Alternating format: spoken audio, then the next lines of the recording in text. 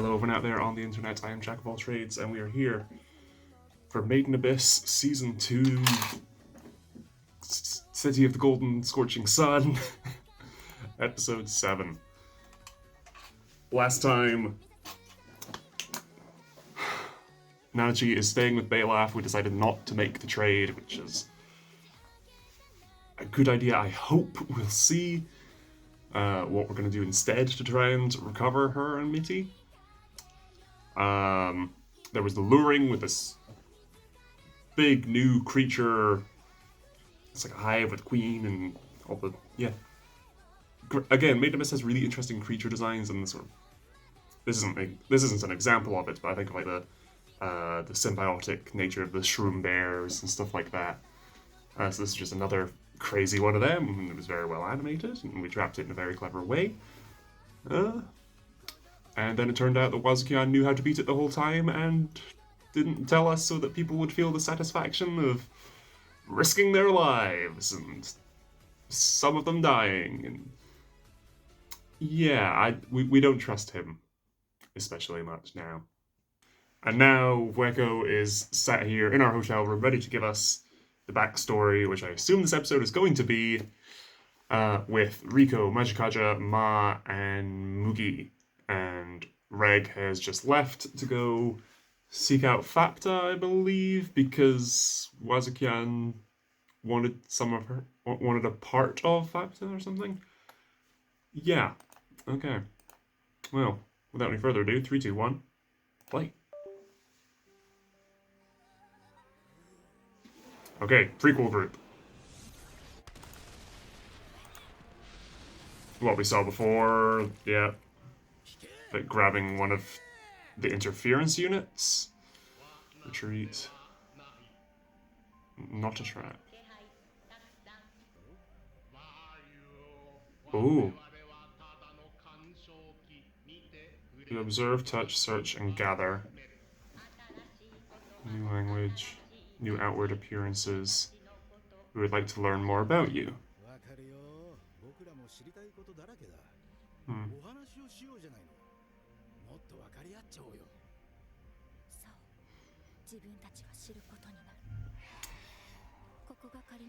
Because I now don't trust Wazukian. Everything he says, like, oh, let's really get to know each other, I read as being like menacing in some way. Because we've only, aside from Reg, we've only encountered one interference unit, so what happened to the other two? Okay. Oh. Okay, so this wasn't one of their party that became a hollow. And it wasn't one of their party that became a white whistle. This was just, they were already here. They were just left, sat there.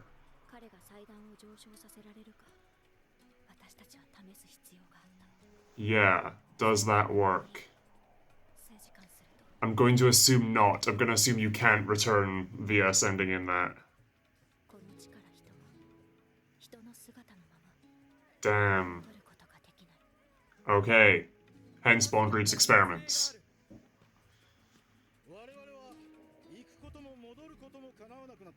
Yep. Point of no return.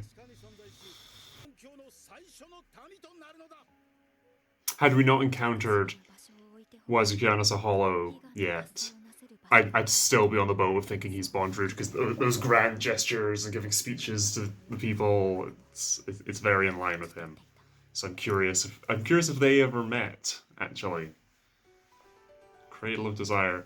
Because if Balaf and Bondreed have met, then conceivably Bondreed and Wazukian have as well. Okay, gotcha. So they can just traverse the layer fine. Although, again, they don't typically traverse the layers. She can read it.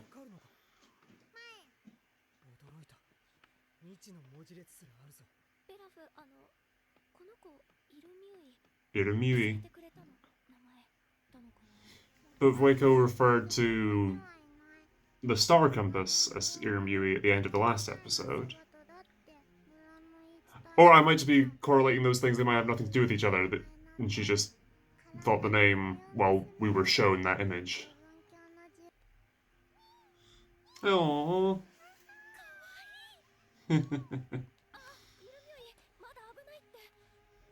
And it used one of your helmets as like a shell, meaning we can farm them.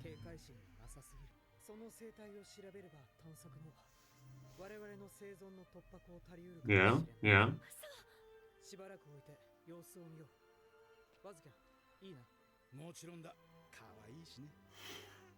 Hmm. Waco said that the story would be really dark, and so far it hasn't been, aside from testing the lift. But look at them building like railings and taming the wilderness. Oh, of this group going for water, the only ones we've seen in the present are Waco, and again, I'm assuming it's the same interference unit with the big zigzag eye-shaped piece. Okay. Yeah. No, don't just drink it.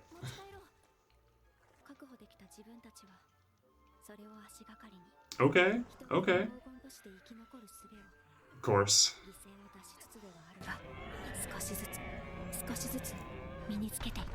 I've heard that roar sound effect before.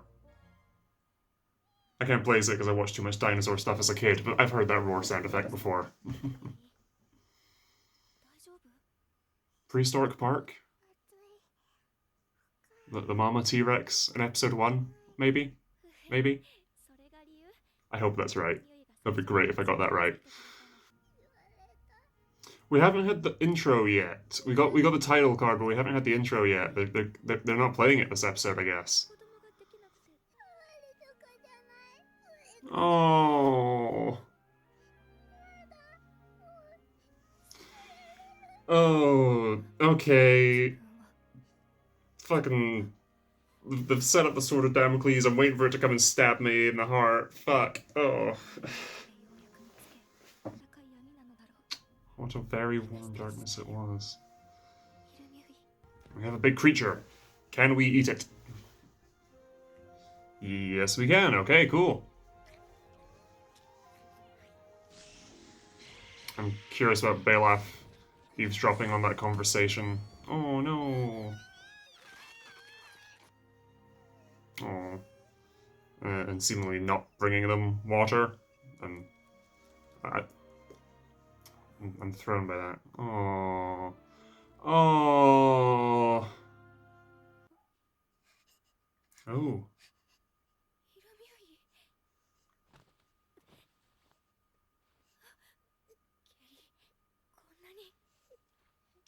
Huh.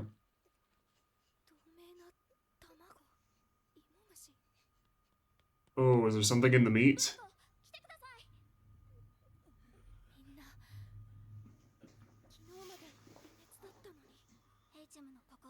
I was wondering if it was going to be like the birthday curse thing. Ooh. Whoa. Whoa. What? Huh. Okay, this is something new. As you said, might be contagious. Come on, mask and gloves. Come on. Oh, okay. People are becoming hollows. What?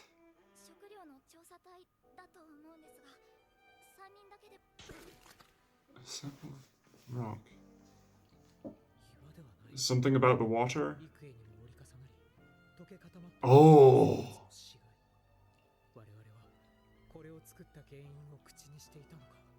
Okay.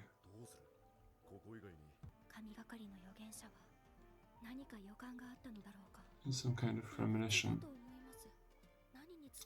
It's a relic. Ooh.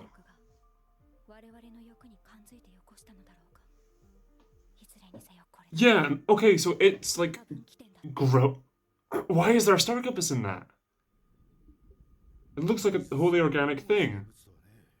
Oh, okay. Okay. And that wasn't enough to kill. Yeah. Hmm. But also the interference units wouldn't have known that. Pseudo water. What?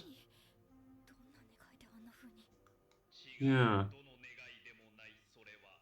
Cradle of Desire, okay. A wish-granting egg. Okay, so is this why the people of the village become hollows that express, like, it expresses in the way of their wishes? Hmm. The juvenile is preferred. Children, human children. That's us finally getting that answered. Oh. Her hand, her hand. Oh!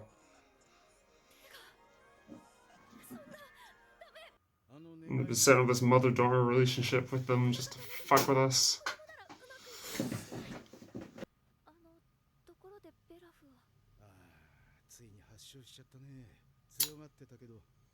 Damn.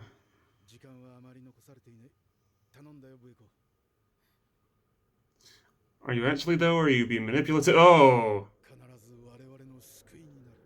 I don't like that face.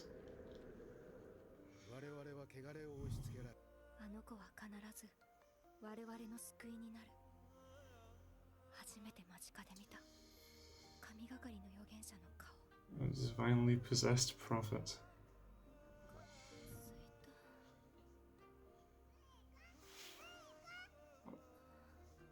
She's awake? Is she okay? Is this a dream? Is she okay? Her arm's still melty and fleshy, but... Whoa! What?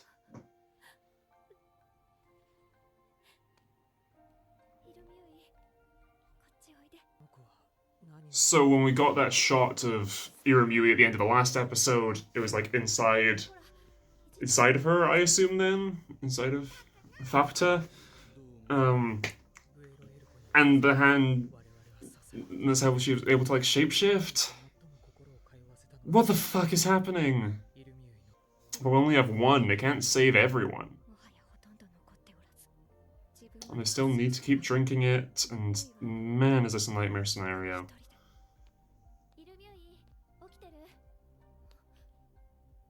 Whoa.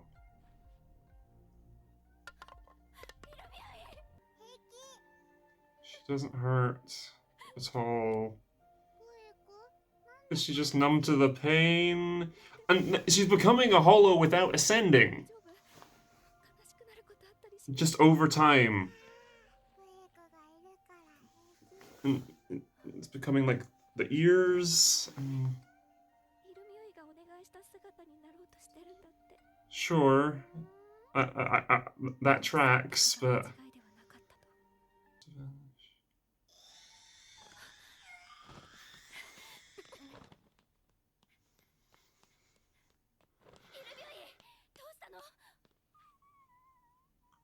Oh, did she wish to have kids? Oh, no. No. Maiden Abyss, what the fuck?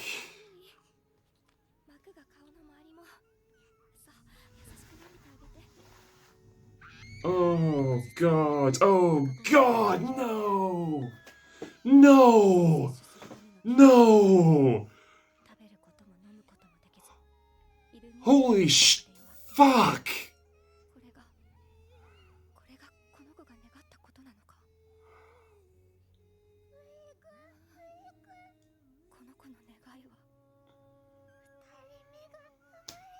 Oh, this is gonna fucking break her and Waco. Oh no. What the fuck? No, no. No, I'm not ready for this.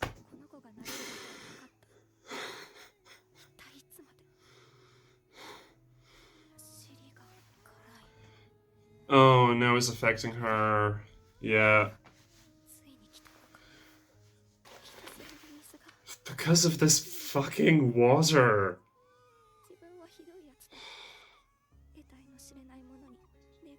Fuck.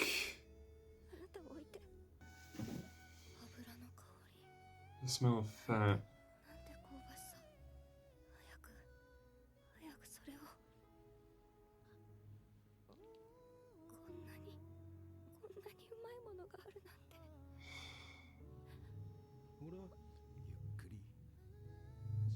Wazukian?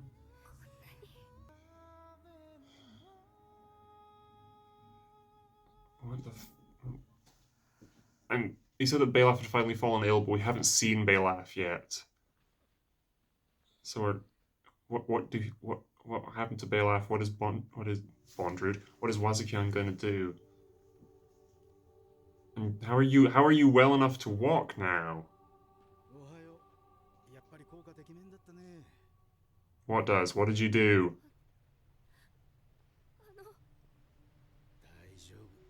What did you do? Yeah. How though? How did you find that? The kid saved everyone. Fuck. And that's where the fucking episode ends! No! Okay.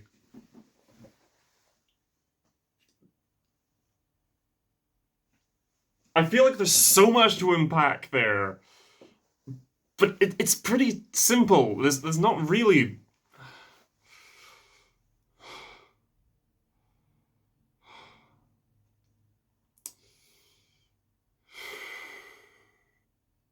And I almost cried there. I still feel one tear at the corner of this eye. I was welling up at the fucking Irimui, her wish. Oh my god. Endless embrace. Yeah. Always and forever, even now. I'm always wishing within this warm darkness.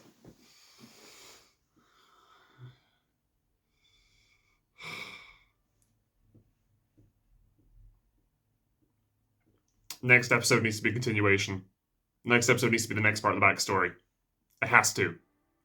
You can't now cut back to present and then cut back to give us more backstory later. I will not be okay with that. The form the wish takes is the name of the next episode, and I am just gonna fuck it. I'm recording these two back to back. Oh my god. Okay, let's skim back through. There are 4 interference units in this layer. 1 was attacked by one of the big blue dragons. And the 3 remaining ones helped them set up and survive and like figure out here's a route to get to the water, which they assumed to be safe, and they boiled and was like, yeah, no, it should be safe. A route to the water that wouldn't involve ascending, so no one would suffer the curse of the abyss. Cool. Which they themselves they had to learn because the interference units aren't affected by the curse. And they test, can you go back up in it? No, you can't. Okay. Glad we have that answer. But then again, also that was a hollow with a white whistle that was just found. They just found it next to the ritual site. I was wondering, is there going to be some big significance to that? Because now we know from last episode, the white whistles aren't just a status symbol. They aren't just, oh, I am the rank of white whistle. This is an item. Because, okay, for one, well, no, even then, so before that's what they were. That's what they were in season 1. And then with the movie, we found out that's what they are, and this is how you get them. This is how they are made, and it's a key to this bubble to descend down even further. But then we saw it in action, what Bondrewd had said in the movie, that it can bring out the true purpose of a relic. So white whistles are incredibly pardon my use of this word, valuable. They are like, they can do some crazy stuff. So I was wondering, this hollow having one, is there going to be some story to that? Seemingly not. They just came across this hollow and yeah, okay. Fuego and Irumyuui can't have kids, and they together form this mother-daughter sort of relationship. Yeah, they find the wee rodent creature that we got the name of in the first episode, or second episode? No, second episode. And it's like, oh, even docile creatures can survive in this layer, in the abyss, so we stand a chance too. They go, they get the water, they boil it before drinking it, they hunt. Belaf overhears Fuego and Irumyuui's conversation, seemingly bringing them water, but then decides not to and leaves, overhearing everything that was said. The little creature dies, and we make a wee bone necklace out of it for Irumyuui to hang on to. But then people start getting sick, diarrhea, their flesh melting. And Belaf says that they're in Fuego's hands. We'll be back. And then do we see him again after that point? Sample. Oh yeah, and they take a sample of the rock.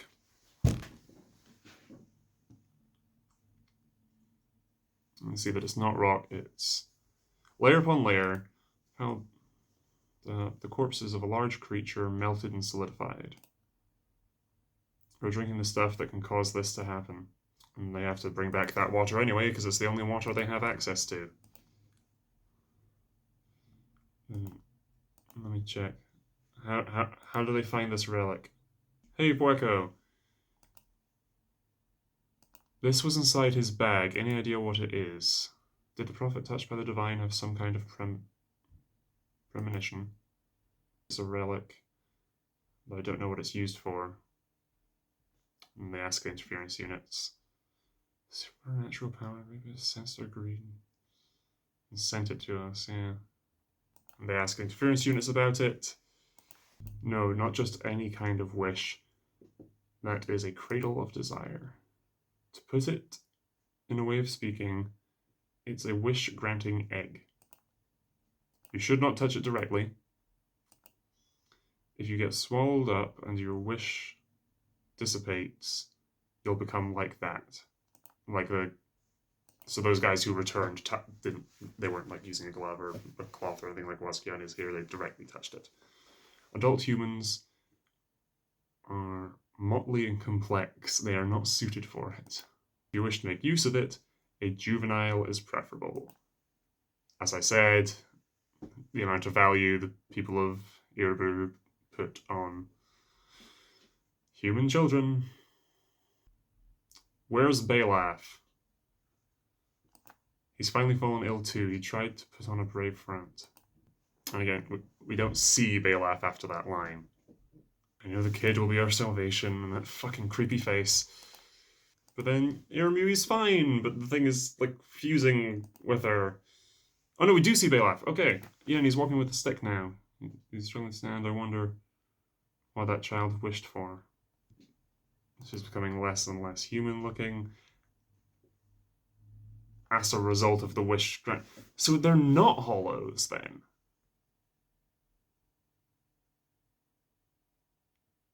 No one in Iruburu is a hollow, is what I'm taking this to be, except for Mitty, who is, and Nanachi, who are both currently in it in the present. Because they're all transformed by the cradle of whatever, the wish-granting egg, rather than ascending. It's a completely different process. It's not a loss of humanity as a result of the curse. It is a loss of humanity as a result of a wish, of a blessing. Okay, Bondrewd in the movie, may your journey be full of wishes, curses, and blessings, and... Okay. We made a different word to describe them then, because they're not hollows. That title of the episode, Village of the Hollows, was a lie. Or perhaps you just need to expand the definition of hollow, I guess. But then the next day she's screaming and had a kid, and the next day the kid dies, and it starts getting really fucked up, and it happens again and again and again and again, and I'm skipping over all this, and then Weko falls ill. Oh, and Bondru... I keep thinking Bondrewd. Wazakyan. And that's why they took the time to show him feeding her.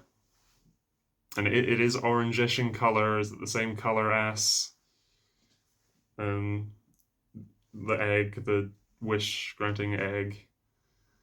And what does he say at the end when Weko realizes, reaching for the mouth? It's all good. I gave everyone else some too. And he's smiling, bright-eyed. I told you, didn't I? Cut to black. That kid saved everyone. Right. Well, this video may be going up late because I'm going to watch the next episode right away. Thanks for your patience in waiting for this one to go live. And I'll see you guys next week because I'm clicking on to episode 8. 3, 2, 1. Well, 3, 2, 1 play, I guess. But yeah. That was crazy. I'm gonna ride this right into the next episode. What happened next? See you next week.